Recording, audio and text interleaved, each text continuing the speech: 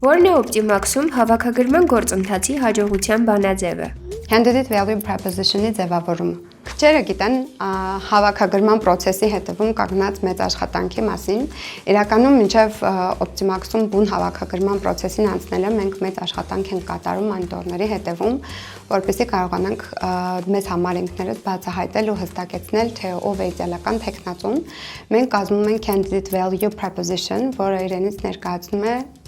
մասնագիտական որակների եւ փափուկ հմտությունների հստակ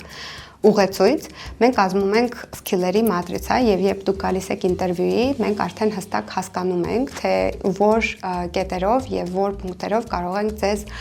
համարել համապատասխան կամ ոչ նշված հաստիքի համար։ Իրականում, երբ թեկնածուները դառնում են աշխատակից, մենք իրենց անպայման տրամադրում ենք իրենց hard եւ soft skill-երի